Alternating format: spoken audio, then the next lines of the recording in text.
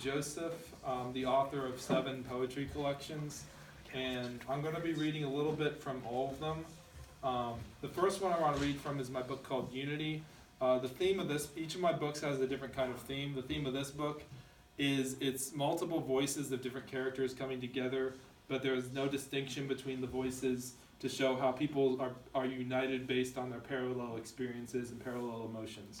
So I'm going to read the second poem from this book first. We can be happy and sad at the same time. We can be superficially ugly but gorgeous inside.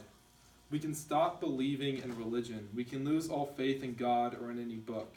We can sit on the edge of the bridge and throw a bottle into the river.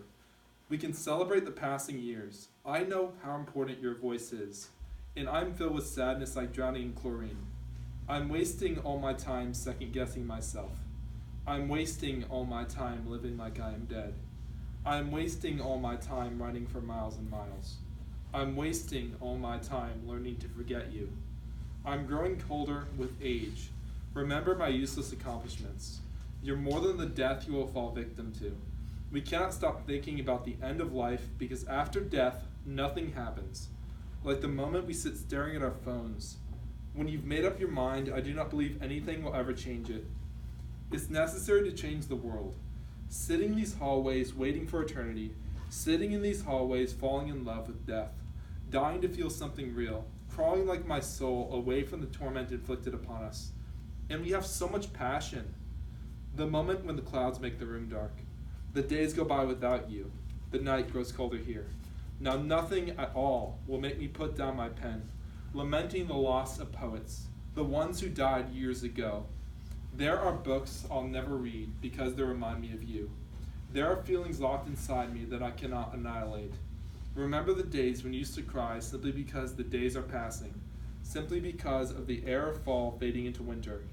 And we know that all over the world, people are sitting alone, writing words that will never be heard. Much more important than any verse I will ever write. You are the tide that is rising. You are the wind against my skin. You are the moment before the snowfall on the cold winter evening. You are the days before the world begins to freeze. You are the memory of my first kiss. You are the sleep I'm deprived of. You are the home I never had. You are the light that is fading through the prison window. You are the one I cannot leave. And that was the first one I'm reading today. This is... Okay. This next one is from my book Leafy. The theme of this book is it follows 2 characters. One character is named Harmony, who is an Afrikaans/English South African citizen, who is married to another character named Leafy, who is a African American character. And it takes place in a fictional version of the world where they're trying to overcome lots of adversity, such as racism and poverty, etc. So this is a poem from my book Leafy. It's from the perspective of the title character. Last night I had a dream. We were escaping from volcanic eruptions, lava seeping through dirt. Eternal questions, all of them were answered by the fire. I woke up without you. I couldn't find you. Dreams sometimes seem very real. I think about how people on the other side of the ocean have no way to express their thoughts, or to escape from regimes that want to control them. And here they divide us into left and right, or based on race. I am not any race. I am American. And regardless of who takes our home, this is where I live. This is the place I love. You cannot take it from me. I've never felt so peaceful. It's just the thought of you. You came into my life and changed it. You fell down and set the motion in place. There is now something to write about. You were happy just to be in my arms. I've been trying to imagine worlds in which magic is real, in which there is no uncertainty, in which I can feel what you feel, how you feel it, in which there is adventure and something worth living our lives for. Always anxiety about writing, hesitant to speak, something holding me back that I don't understand. All I ever write about is everything I feel. I can never write about anything that isn't real. Nothing is tangible unless I can hold it in my hands, because when I touch you, I know there is connection and not ambiguity. There is relief in knowing we made an imprint in time together. The dream last night, people losing their homes to fire, questions about mortality, how can anything be worth it if it all ends? I have music inside my heart. You have a memory of being alone in the night, but the cadence of love brings us together. Nothing in our lives seems to go as we planned. I want to explore the entire world with you. I want you to be here. My skin touching yours feels natural. You fall down and I follow you. You get up to kiss me. The summer evening, I remember the warmth on my face. I have scars covered by light. And when the sun sets, there will be darkness. You are next to me dreaming about leaving and traveling the world. And I can imagine being anywhere with you. The first summer we spent together, then the morning after the rain. I want to hold you so close that you will feel me as a ghost when I'm gone. Devotion. The moment when I realize memories and flashbacks in our minds are a form of time travel. We can feel what we felt years ago. I want to feel more. I want to experience everything but death. You will stare at a blank page for hours until you begin to write. I'm yours if you want me to be yours. We are only alive for a little while. The dreams I had about high school, I don't know where any of my classes are, and I can't find you. Keep me close. There is music in my mind. I remember listening to songs about how everything is possible, how within the universe there are no limits. It's how I feel with you. I sit down to write and the words flow freely. And I cannot stop writing about how closed off our minds are to those who are in need of help. I think you are full of what song is full of. I think you are full of what my youth is, invigorated, ready to surprise the world with a new melody. The lives we live as we sing and dance together. I was walking beside the ocean thinking about you. I had not met you yet, but now you are here. You make me feel like I am falling through the clouds forever, and tidal waves appear in the distance, and we cannot run from them. I reach out for your hand, but nothing is there.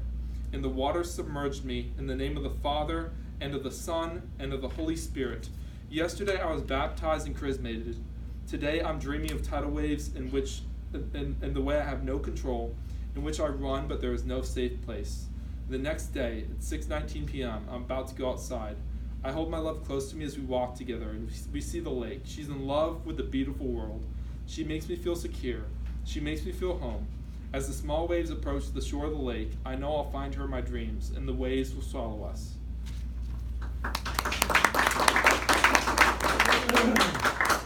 This next one is from my first book. It's a little bit shorter. Not the book is shorter, but the poem is shorter. Let's see. We have no conception, death without resurrection. We are free to destroy ourselves.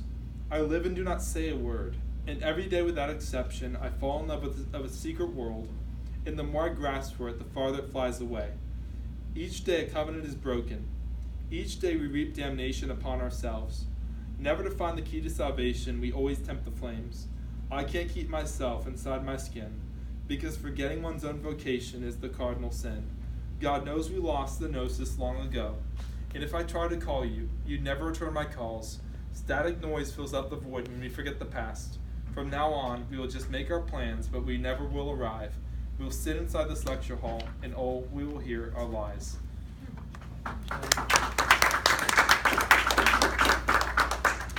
This is from my book, This is from my book, Love Poems at the End of Our Lives. It's about a character named Serenity who was tragically murdered on the last day of high school, and about how the other characters deal with her loss and trying to move on from that.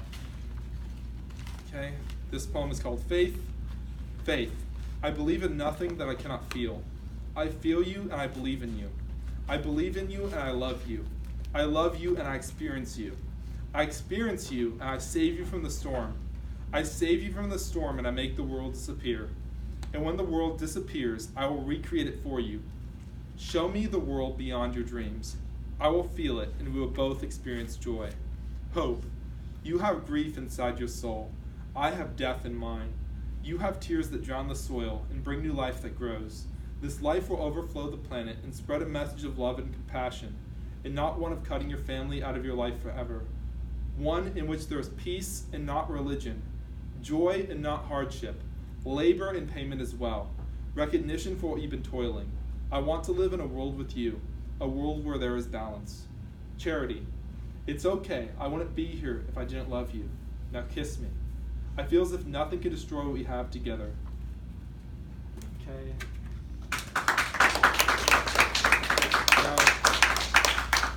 This poem is an excerpt. This book is the last poem. It continues the story from the previous book I just read from, but the whole book is one poem.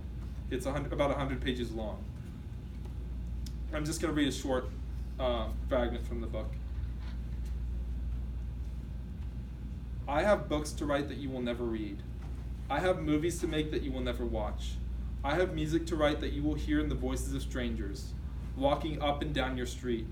You will hear this music in the voices of lovers, promises fulfilled and promises broken. You will hear this music in the sunrise, the dawn of each new, dreary, and magnificent day. You will hear this music when someone passes you on the street that you will never see again. And that's that poem. This is the penultimate poems, a poem from the penultimate poems. It continues the story of the previous two books I was just reading from. Okay, so this. Stay with me for tonight at least, and I'll read all these words to you. And your mind will be transformed. Your heart will be changed, and salvation will come to another one of the lost sheep of the world. The wolves in the field won't find you. You will become so close to me, and our friendship will lift us out of this world together for a long time, if not forever.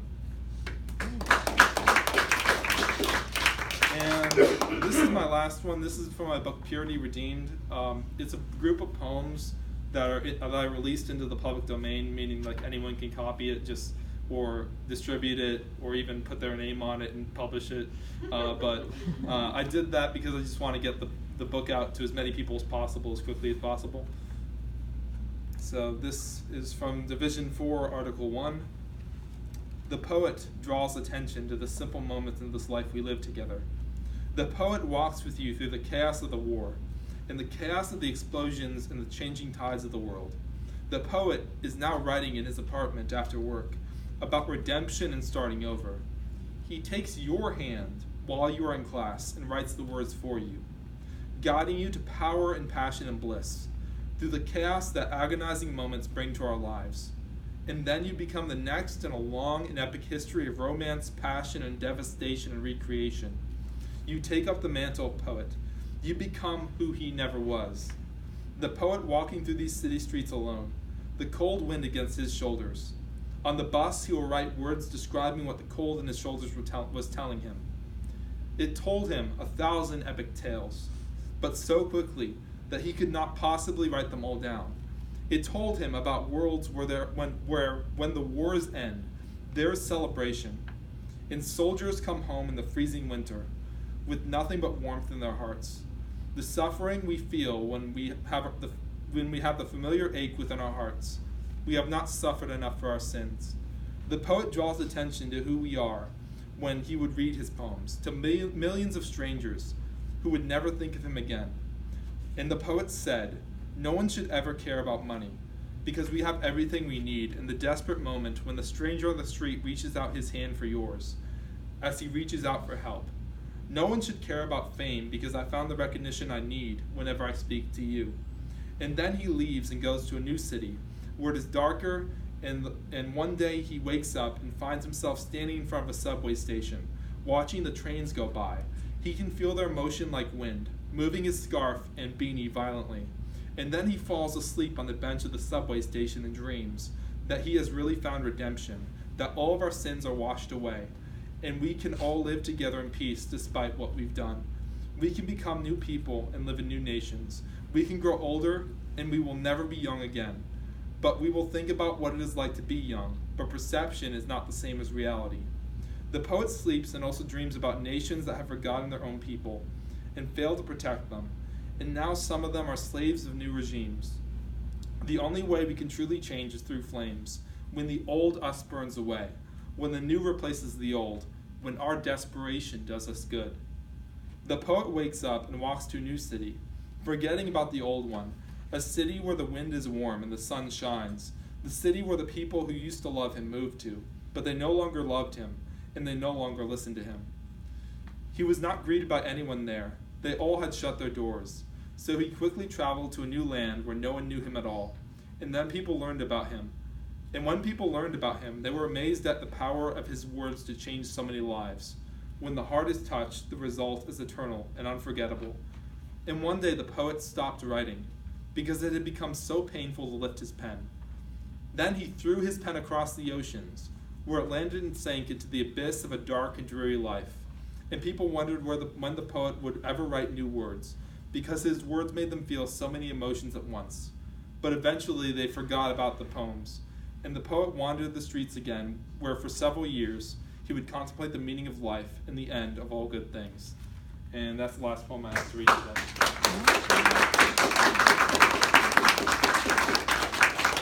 So does anyone have any questions about the process of writing or my poems or anything like that at all? When did you first find out that you were a poet? When I published my first book, probably, which was in 2015. Oh, really? Yeah. That was your endorsement? Yeah, no, that was because I felt like I could put a final product out there, like it was something I could hold in my hands, and it was like, wow, I can do this, and then I haven't stopped since. So. Great. Yes. How long did it take you to make those books? Depends. I could go through each one and tell you how long it took, but it's kind of hard to. Well, I'd say each book. I write 3 books a year, so it took about 1 year for 3 books. So. You do that. Yeah. Any other questions? What was your inspiration for the love poems to life? What is it? I'm sorry. Love poems at the end of our lives. There you go. Yeah. What Well, was your I was inspiration watching for this music video, and like I was imagining like the band members being characters, and like a story about it, like how short life is, and how if it's this short, how can you make an impact with your life on to the world in such a short time? It seems like something that's shorter is more valuable in a sense. And while I was watching that music video, I was thinking of like how this person could be a character in that poem. So. Oh wow! So you got all that from a music video? No, I didn't. Not the Well, story, the but like I was inspiration. imagining things. Yeah. That's great. Awesome.